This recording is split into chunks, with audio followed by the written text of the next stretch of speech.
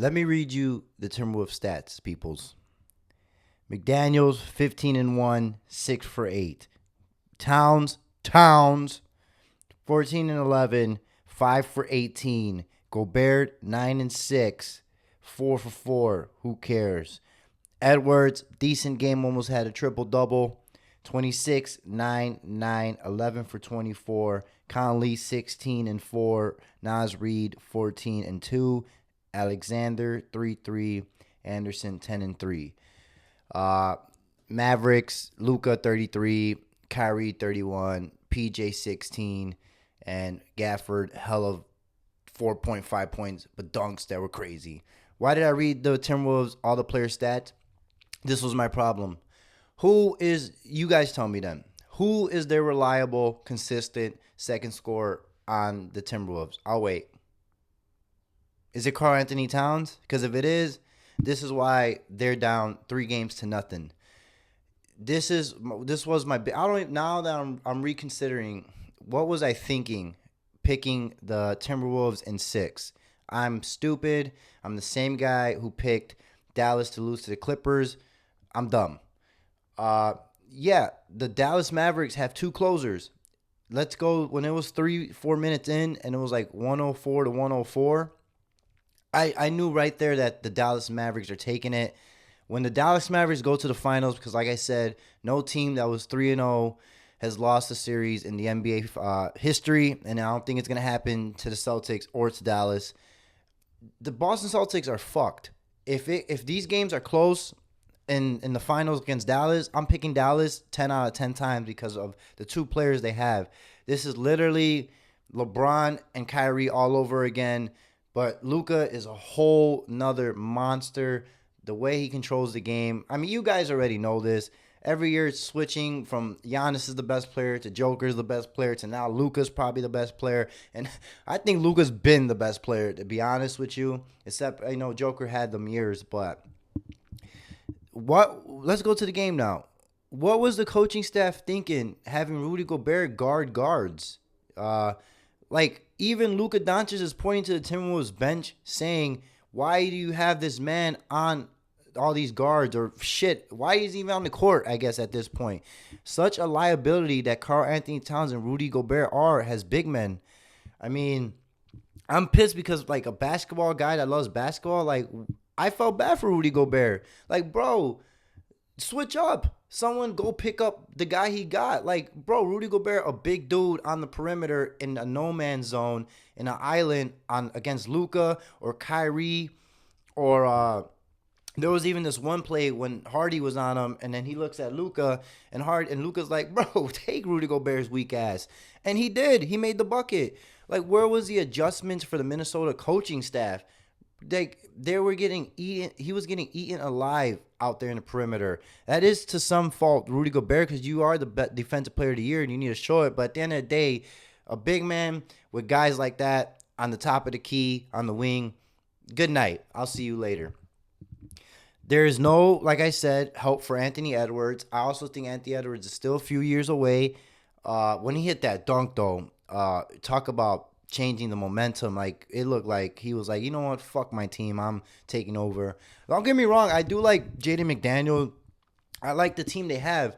This was just a bad matchup for them, man. They were built to play the Nuggets and to beat the Nuggets only, and that's it. But honestly, I'm just blind. Dallas Mavericks is just a way better team.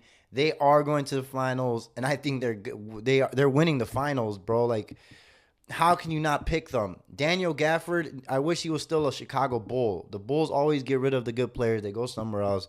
They become better. Granted, he went to the Wizards first, but wow. Like, dude, he didn't even have 5 points. I felt like he had 1 billion points when he had 5 points. And those 2 blocks, I felt like he had 100 blocks.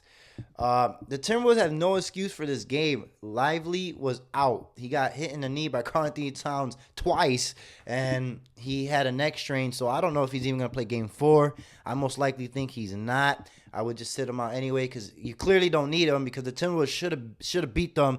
It is sad how your big men cannot take over a game when their 7-footer, the Dallas Mavericks, is out, and they have a 6'9" Daniel Gafford, but who jumps like he's 50 feet.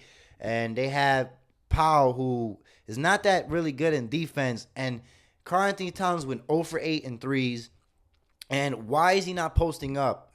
I mean, he was barely, but why is Rudy Gobert not posting up? Why are they not doing hook shot, spin moves? They're capable. I mean, I did like the move when they sat Rudy Gobert for most of the fourth quarter and have Naz Reid. Shout out to Naz Reid this whole series. He is practically almost the most consistent second guy, but that's not saying a lot for Anthony Edwards. That was because without Naz Reid and Edwards, dude, you probably would have got smoked out the gym.